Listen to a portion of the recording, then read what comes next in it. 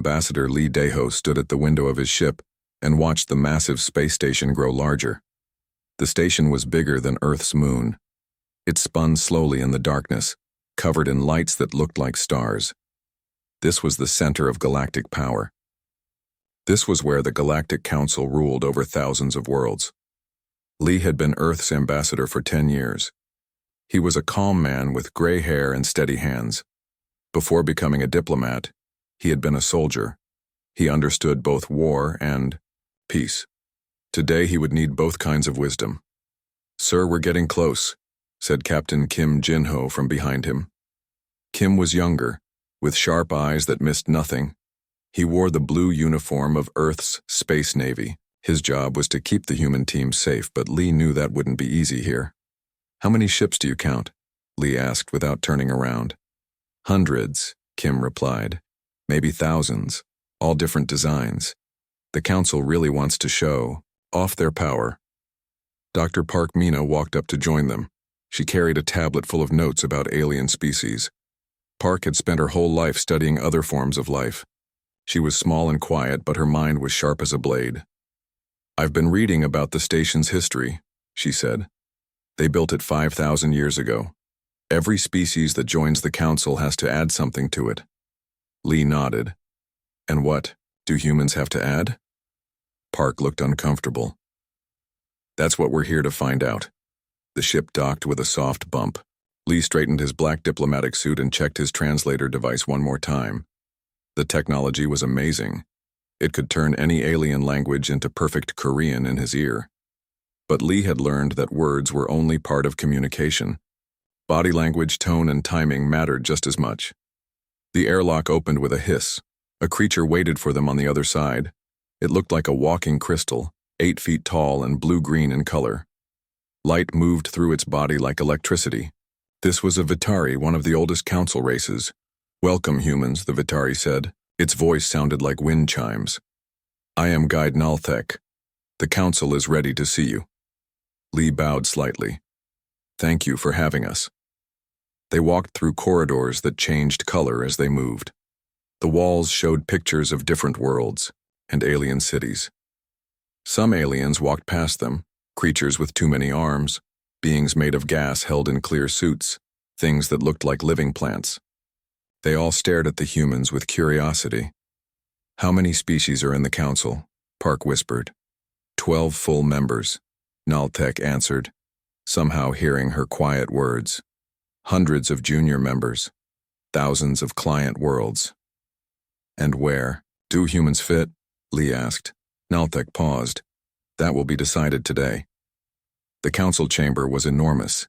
The ceiling disappeared into darkness above them. 12 platforms floated in a circle, each one designed for a different type of life. The humans were led to a small platform in the center. Lee felt like he was standing in the middle of a coliseum. One by one, the council members appeared on their platforms. The Vitari representative looked like a mountain of crystal. The Krell ambassador was a massive insect with 4 arms and compound eyes that reflected light like mirrors.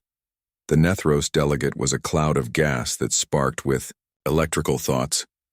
"Humans of Earth," a voice boomed from everywhere at once. "You have traveled far to reach us." Lee stepped forward. "We are honored by your invitation." "Invitation?" The voice laughed, but it didn't sound friendly. "You misunderstand. This is not an invitation. This is a summons. Your species has reached the point where it must choose its place in the galactic order." A hologram appeared above the humans. It showed Earth from space, blue and green and beautiful. Then it showed human ships, still crude compared to alien technology. Then it showed human colonies on Mars and Europa. "You have shown promise," another voice said. This one came from the insect creature. "But promise alone is not enough. The galaxy is dangerous. There are pirates, rebels, and worse things in the dark between stars. Young species need protection." "Protection costs money," said a third voice from a platform that held something like a living tree. "Resources, effort. Nothing in the galaxy is free." Lee listened carefully. He had expected this. Earth's intelligence services had gathered information. about how the council worked. They offered protection and technology, but they always wanted something in return. "What do you want from us?" Lee asked. The chamber fell silent for a moment. Then the first voice spoke again. "Earth has many valuable minerals, rare elements that are hard to find elsewhere. We will need 80% of your mining output." Park made a small sound beside him. Lee kept his face blank. "Your species breeds quickly," the insect continued. "We have labor shortages on many worlds. 10 million humans should be enough to start with." Kim's hand moved toward his weapon, but Lee caught his eye and shook his head slightly. "And of course," the tree being added, "your world will need proper guidance. Council overseers will help your government make better decisions. We have thousands of years of experience." Lee was quiet for a long moment. Around him, the alien beings waited. They seemed confident, even bored. This was just business to them. They had made this same offer to hundreds of species. "This is very generous," Lee said finally. "We will need time to discuss it with our government." "Time?"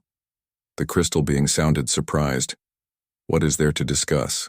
We offer protection, technology, and membership in the greatest civilization the galaxy has ever known. All we ask for in return is reasonable tribute." "Reasonable," Lee repeated. "Yes, I see. How long do we have to decide?" 72 of your hours, the first voice said. "That should be more than enough time." Lee bowed again. "Thank you. We will use the time wisely." As they left the chamber, Lee could hear the alien voices behind them. They were speaking in their own languages now, but his translator caught pieces of their conversation. They were laughing. They thought the humans would agree quickly. Every species did. Back on their ship, Lee sat down heavily in his chair. Park and Kim looked at him with worried faces. "Sir," Kim said carefully, "they want to turn us into slaves. They want to strip mine our planet," Park added, "and put overseers in charge of our government." Lee nodded. "I know. The question is, what are we going to do about it?" He looked out the window again at the massive station. Somewhere in there, 12 alien species thought they had just made humanity an offer it couldn't refuse. They thought humans would be grateful for the chance to join their empire. They were about to learn something new about humanity, something that would change the galaxy forever. Lee smiled for the first time since arriving at the station.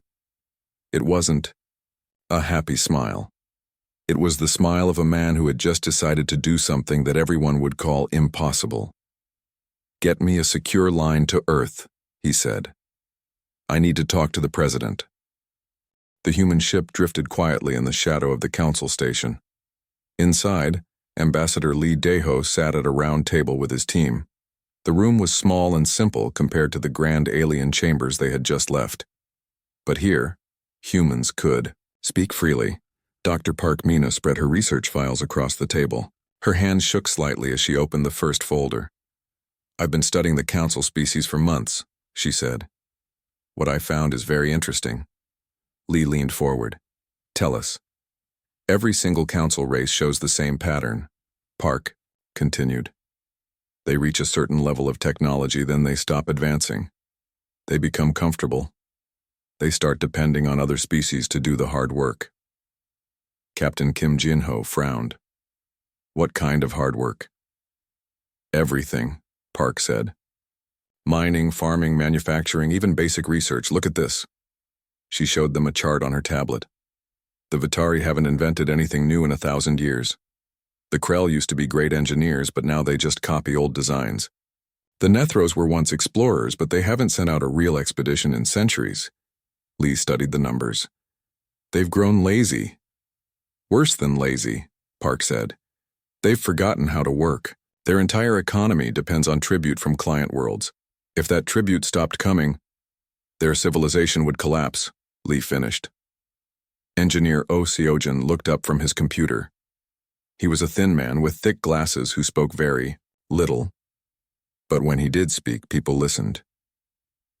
"I scanned their technology while we were in the station," he said quietly. "Their ships are impressive, but they have serious flaws." Kim leaned closer. "What kind of flaws?"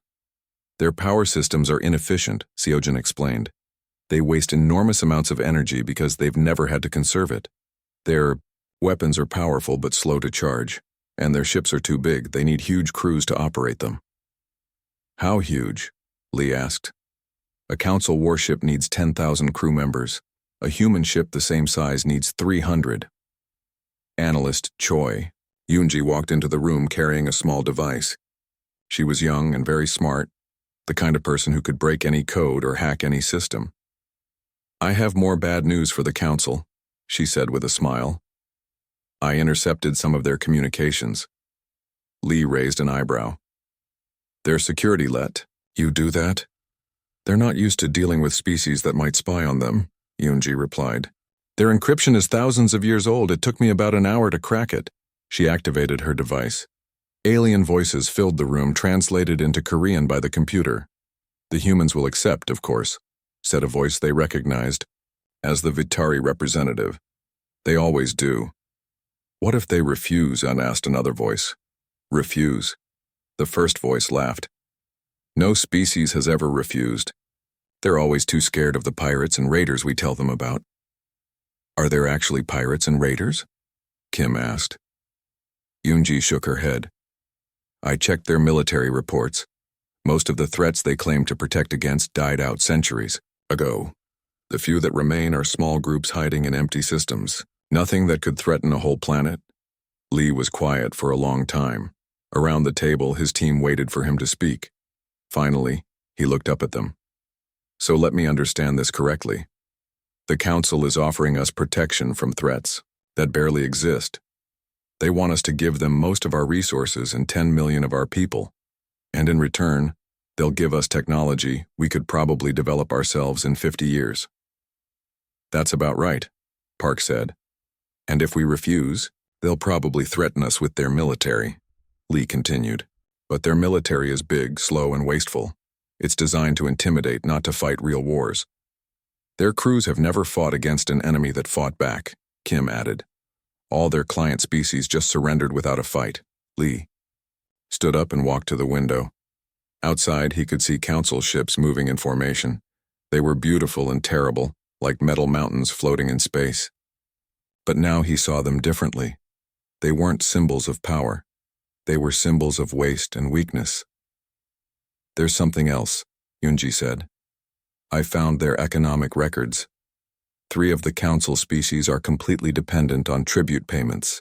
If they lost even half their client worlds, their governments would go bankrupt. Which 3? Lee asked. The Krell, the Mordak, and the Fentai. They have almost no internal economy left. Everything comes from their subject worlds. Park nodded. That explains why they're so confident we'll accept. They can't imagine anyone saying no because they need us to say yes. Lee turned back to his team. What do you think would happen if we walked away? The room fell silent. The idea was so strange that nobody had really considered it. You mean just leave? Kim asked. Don't negotiate. Don't ask for better terms. Just leave? That's exactly what I mean. Seojin adjusted his glasses. It would certainly surprise them. I don't think their protocols have any plan for that scenario. It might cause a panic, Park added, if other species saw that it was possible to refuse. How many client worlds does the council have? Lee asked. Yoonji checked her tablet. About 3,000.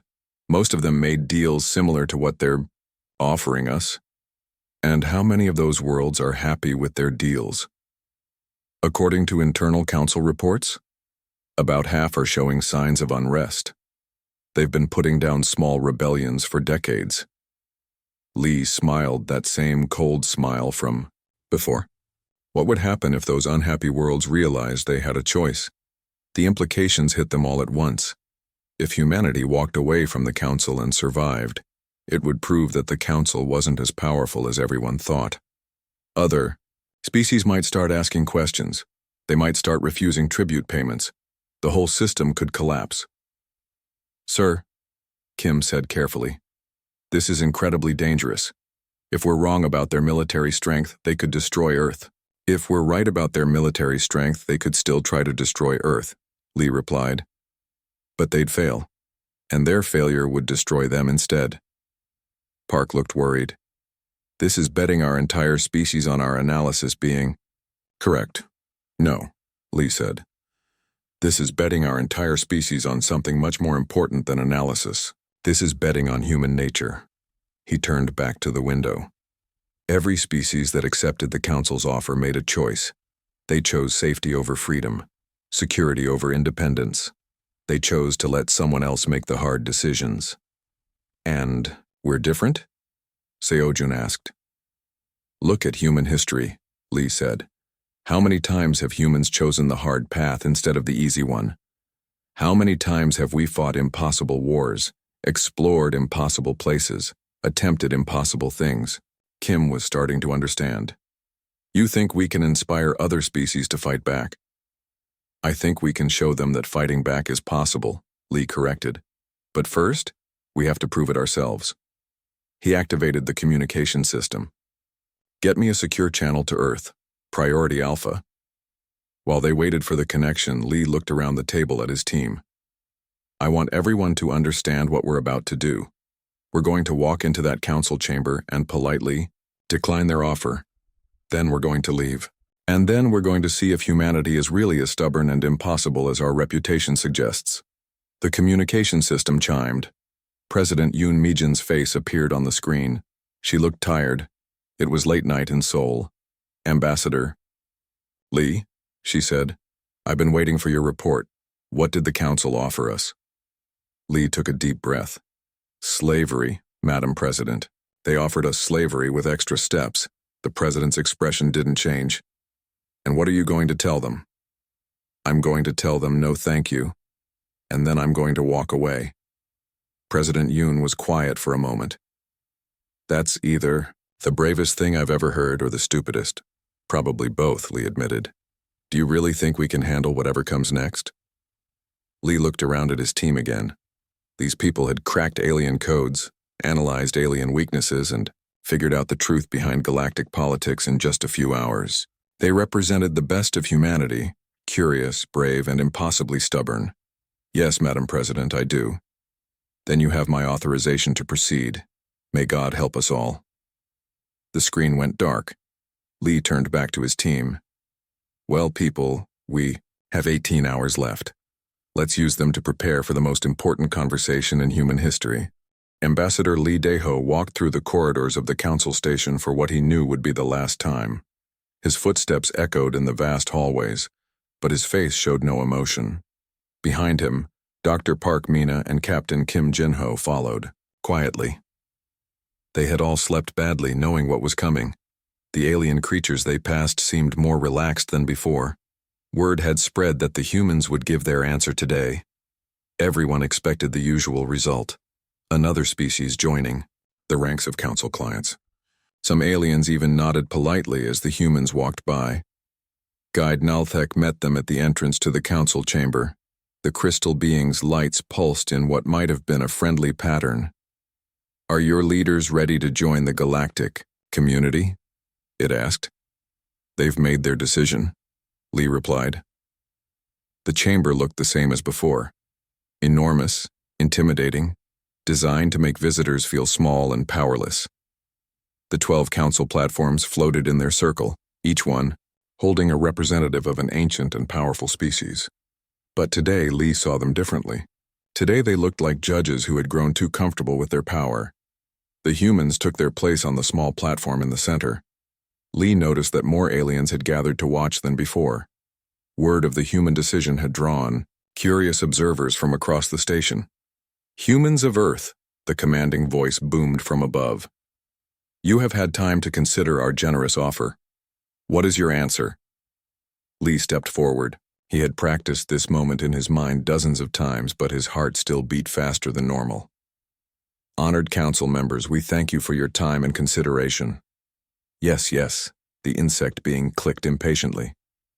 And your answer? Lee took a breath that seemed to last forever.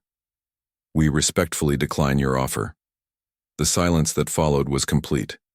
It stretched for 10 seconds, then 20. Lee could hear the soft hum of the station's power systems and the whisper of air, recyclers, Nothing else moved. Finally, the crystal being spoke. Its voice sounded confused. Decline? I do not understand this word in this context. We appreciate the offer, Lee said calmly. But Earth will chart its own course. We prefer to develop independently and trade freely with any species that wishes to do so. The chamber exploded in noise. Alien voices spoke in a dozen different languages all at once. The translation system in Lee's ear struggled to keep up. Impossible! They cannot refuse! This has never happened! Silence! The booming voice cut through the chaos. Human ambassador, you speak of things that cannot be. No species develops alone in this galaxy. The choice is simple. Join the council or face the dangers alone. Lee nodded. We understand the risks. The tree-like being leaned forward on its platform. You understand nothing. Pirates will strip your worlds bare. Raiders will steal your people. Hostile empires will crush you without a second thought. Perhaps, Lee said, but those will be our problems to solve. Your problems? The gas cloud, being sparked with electrical anger. You are primitives. Your technology is centuries behind ours. You have no weapons that could stop a real threat. Captain Kim spoke for the first time. With respect, how would you know? When was the last time any of you faced a real threat? The chamber fell silent again. It was a good question, and everyone knew it. The insect being's compound eyes glittered. You think you are clever, little human, but cleverness will not save you when the Void Hunters come for your worlds. Lee had read about the Void Hunters in Earth's intelligence files. They were the Council's favorite threat to mention. According to our research, the Void Hunters were destroyed 400 years ago. The last confirmed sighting was in 2387. There are other threats, the crystal being said quickly. I'm sure there are, Lee agreed. But we've noticed something interesting about your protection. It seems to cost exactly as much as it's worth. Dr. Park stepped forward. We've analyzed your economic structure. 3 of your member species are completely dependent on tribute from client worlds. 2 others would face serious economic problems if tribute stopped flowing. The Council isn't offering protection, it's running a protection racket. The alien voices erupted again, but this time they sounded angry, instead of confused. How dare you, the tree being roared. We have guided this galaxy for thousands of years. We have brought peace and order to chaos. You've brought stagnation, Lee replied. Look at yourselves. When was the last time any council species invented something new? When did you last explore unknown space? When did you last solve a problem, instead of just throwing resources at it? The gas cloud being pulsed with electric fury. We offer you the wisdom of ages. You offer us the mistakes of ages, Park said. Your member species have forgotten how to work, how to innovate, how to grow. You've created a galaxy of dependence and called it civilization. The crystal being's lights flashed in rapid patterns. If you reject our protection, you will face the consequences alone. We will not trade with you. We will not defend you. You will be cut off from galactic civilization. Lee smiled. Will we? Or will other species see that it's possible to exist outside your system and decide they want the same freedom? For the first time, uncertainty crept into the alien voices. This was not going according to their script. The commanding voice spoke again, but it sounded less certain than before. You are making a mistake that will cost your species everything. Maybe, Lee said, but it will be our mistake to make. And if we succeed, it will be our success to enjoy. He turned to his team. Dr. Park, Captain Kim, I believe we're finished here. As they started to leave, the insect being called out desperately. Wait, perhaps we could negotiate different terms. 60% of your resources instead of 80. 5 million workers instead of 10. Lee paused and looked back. You're not listening. We're not here to negotiate a better deal. We're here to reject your entire system. But why? The tree being asked, and for the first time it sounded genuinely confused instead of angry. Why? Choose the difficult path when we offer you the easy one? Lee considered the question seriously.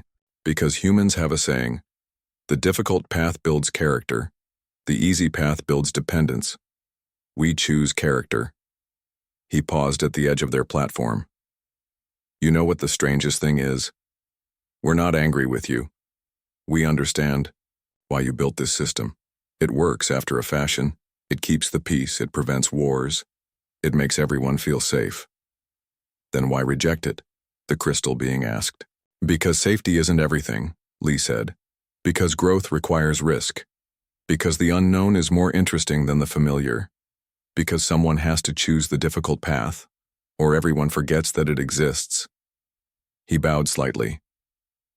Thank you for your time, honored council. We wish you well.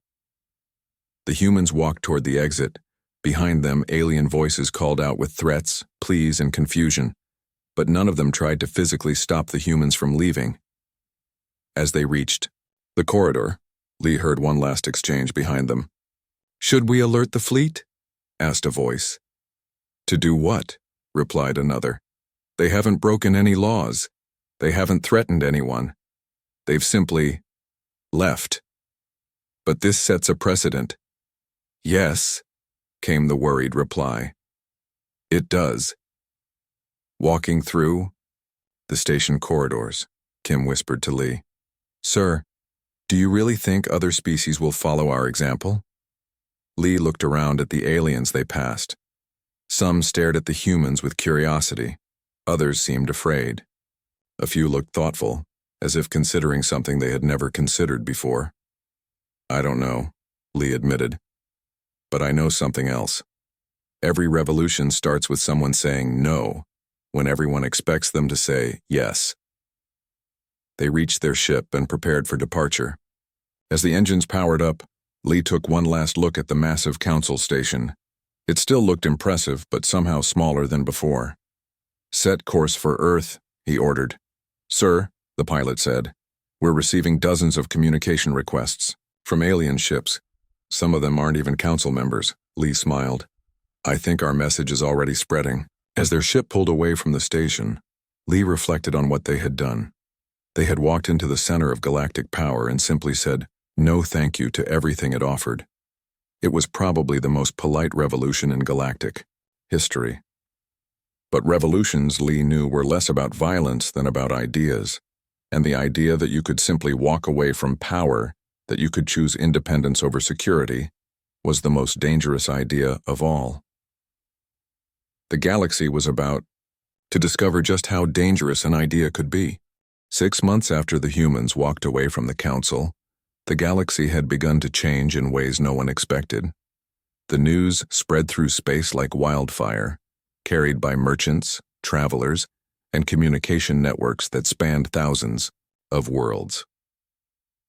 On the water world of Myrdanos, the blue-skinned Myrdani gathered in their floating cities to discuss something that had never been discussed before, the possibility of freedom.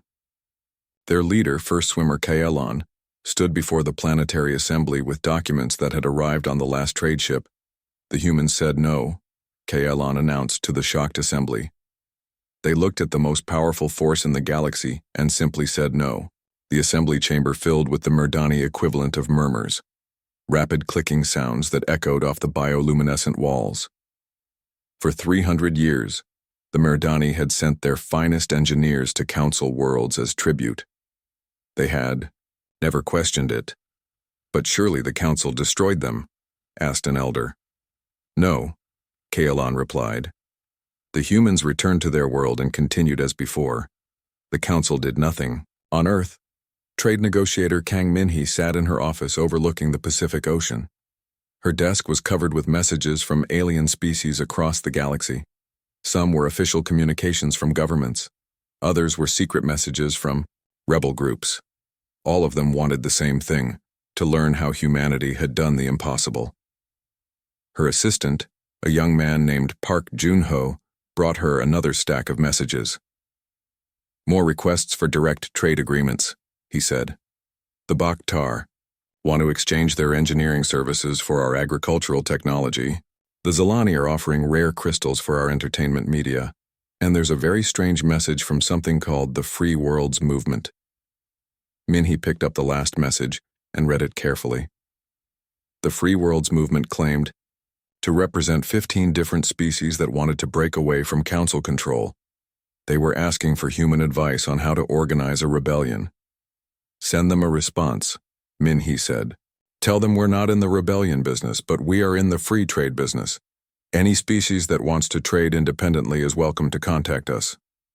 Meanwhile, in the military headquarters buried deep under the Rocky Mountains, General Yoon Tae-hyun studied intelligence reports from across the galaxy. What he saw both excited and worried him. The council is starting to panic, he told his staff. 3 client species have formally requested to renegotiate their tribute agreements. Dozens more have simply stopped sending their full payments. And there are reports of actual rebellions on at least 6 worlds. Colonel Lee Sun-ho, his chief intelligence officer, nodded grimly. The council military is spread thin, trying to keep order. But sir, this makes us a target. They blame us for starting all this. Good, Yoon replied. Let them blame us. The question is, what are they going to do about it? The answer came 2 weeks later. A fleet of council ships appeared at the edge of Earth's solar system. They didn't attack immediately. Instead, they sent a message demanding that humanity accept emergency protection and submit to council authority. The message was polite but firm. Comply or face the consequences. President Yoon Mi-jin called an emergency session of the United Nations. Representatives from every nation gathered in Seoul to decide humanity's response. The debate was fierce.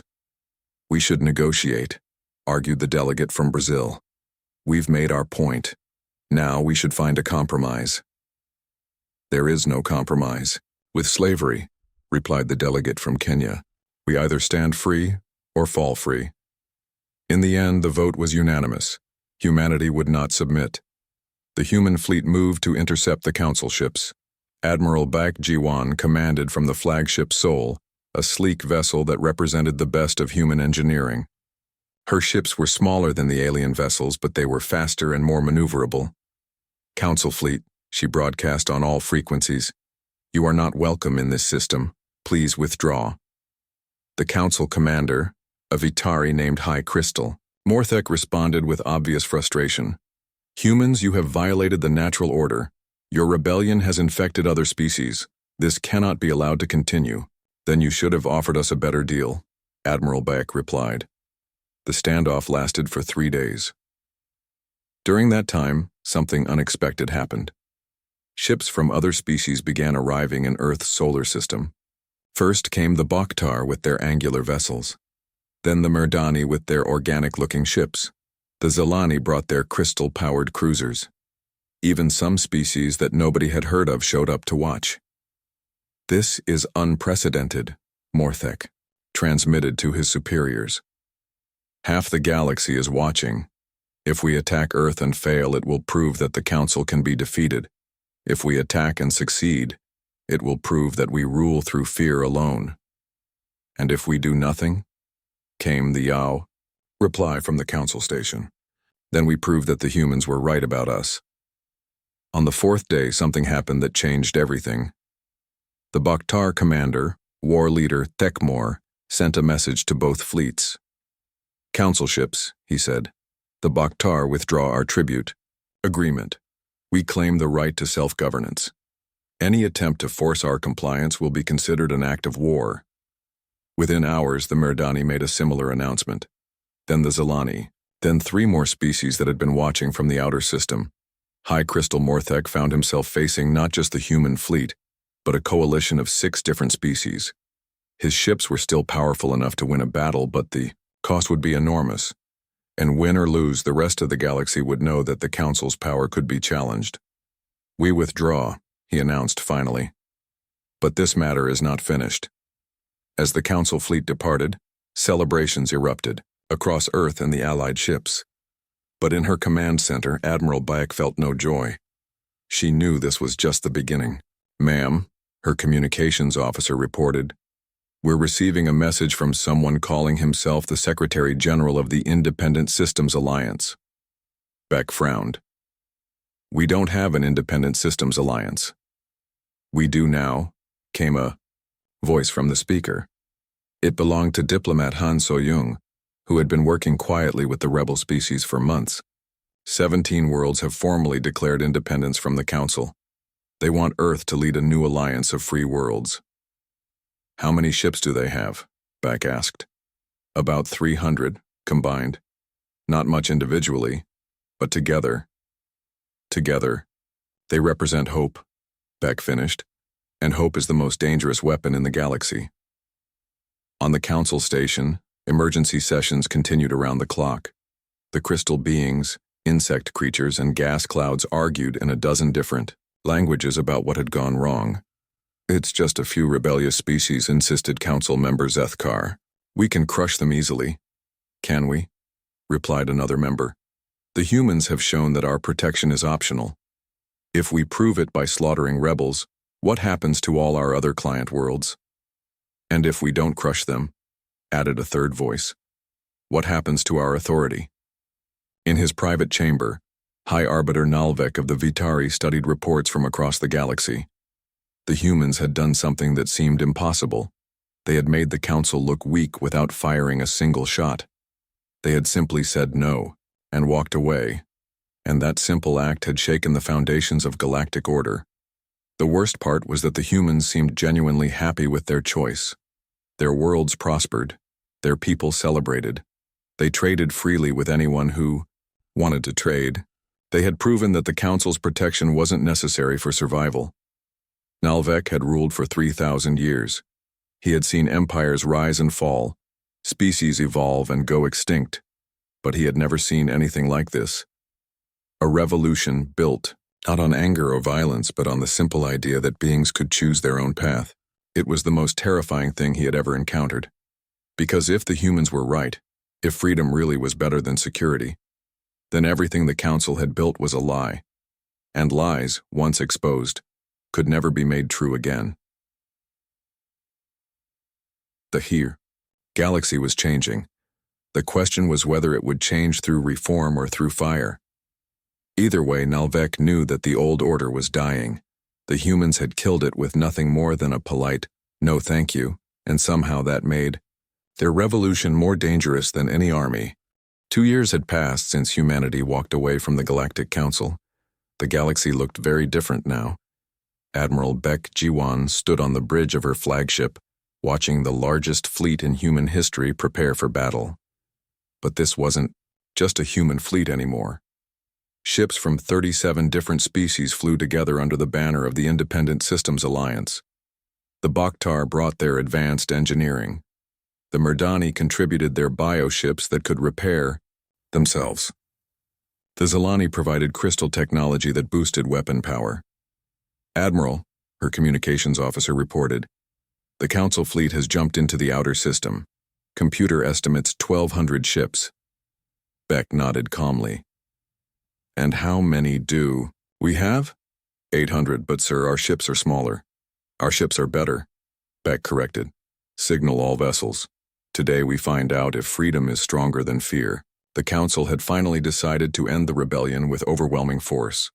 Their massive fleet represented the combined military might of the oldest civilizations in the galaxy. They had come to make an example of Earth and its allies. High Crystal Morthek commanded the Council forces from his enormous dreadnought. The ship was 5 miles long and packed with weapons that could destroy entire cities. Around him, thousands of other vessels formed perfect battle formations that had intimidated enemies for millennia. Send the final ultimatum, he ordered. If the rebels surrender now, we will show mercy. If they resist, we will show them the price of defying galactic order. The human response came back quickly. It was from Ambassador Lee Deho, now serving as the Alliance's diplomatic representative. Thank you for the offer, Lee said politely, but we must decline. We've grown quite fond of making our own choices. Morthek's crystal body flashed with anger. Then you will learn why the Council has ruled for 5,000 years. The battle began at long range, with massive energy beams crossing the dark space between fleets. The Council ships fired in unison, their weapons creating light shows that could be seen from planets. But the Alliance fleet didn't try to match them shot for shot. Instead, they scattered into smaller groups and used their speed to avoid the worst of the barrage. Their formations are too rigid, Admiral Bayek observed as she watched the enemy fleet. They're fighting the way they always have, but we're not fighting the way they expect. The Alliance ships darted between the larger Council vessels like angry insects. They targeted weapon systems, engine pods, and command centers with surgical precision. Each hit was small, but there were hundreds of them. More importantly, something else was happening. As the battle raged, other ships began arriving from across the galaxy. Not Alliance ships, neutral vessels from species that had been watching the conflict with interest. Merchants, explorers, independent colonies that had never joined either. Sorry, they didn't fight, they just watched. But their presence sent a clear message. The whole galaxy was paying attention. Then something unprecedented happened. One of the Council ships suddenly stopped firing and broadcast a message. "This is Captain Veltar of the Mordak vessel Infinite Glory," a voice announced. "My crew and I withdraw from this battle. We will not fire on beings who fight for their freedom." The message shocked both fleets. Mutiny was almost unknown among Council forces. "Destroy that ship," Morthek ordered. But before his weapons could target the rebel vessel, 3 more Council ships announced their withdrawal. Then 5 more, then a dozen. Admiral Beck watched in amazement as the Council fleet began to fracture. "It's the same pattern," she told her staff. "Once people see that rebellion is possible, it spreads." The battle turned into chaos. Some Council ships continued fighting with fanatic determination. Others tried to withdraw. A few actually switched sides and began firing on their former allies. In the confusion, the smaller Alliance ships pressed their advantage. High Crystal Morthek found his mighty dreadnought surrounded by enemy vessels and abandoned by half his own fleet. His weapons were still functional, his shields still strong. He could probably destroy dozens of Alliance ships before going down. But what would be the point? "This is High Crystal Morthek to all vessels," he broadcast on all frequencies. "I call for a ceasefire. This battle serves no purpose." The shooting stopped gradually as word spread through both fleets. In the sudden quiet, Admiral Bayek opened a channel to the Council commander. "Are you surrendering?" she asked. "I am acknowledging reality," Morthek replied. "We came here to preserve galactic order, but if half our own fleet rebels against us, what order are we preserving?" The formal end of the war came 3 months later, not through conquest but through negotiation. Diplomat Han So-young led the Yi Alliance delegation to a neutral space station where Council representatives waited. The negotiations were unlike anything in galactic history. Instead of one side dictating terms to another, the talks focused on creating something entirely new, a system where species could choose their own level of involvement in galactic affairs. "We're not trying to destroy the Council," Han explained, to the assembled representatives. "We're trying to make membership voluntary instead of mandatory. Some Council species chose to maintain their old ways, ruling over client worlds and demanding tribute. Others decided to join the Alliance and embrace free trade. A few chose to become neutral and deal with both sides. The Vitari, surprisingly, were among the first to reform their government. High Arbiter Nalvek announced that crystal beings would no longer demand tribute from other worlds. Instead, they would offer their services as advisors and teachers to any species that wanted help. "The humans taught us something important," Nalvek said during the signing ceremony. "True strength comes from being chosen, not from demanding obedience." 5 years after the walkaway, Ambassador Lee Daeho sat in his office on Unity Station, the new headquarters of the Independent Systems Alliance. His hair was grayer now, and he moved more slowly, but his eyes were still sharp. A young aide brought him the daily reports from across the galaxy. Trade was booming between Alliance worlds.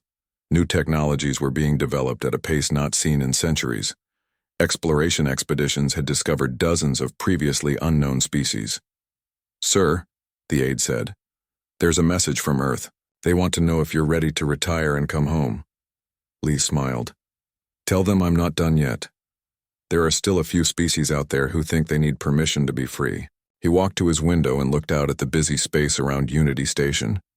Ships from hundreds of different worlds came and went constantly.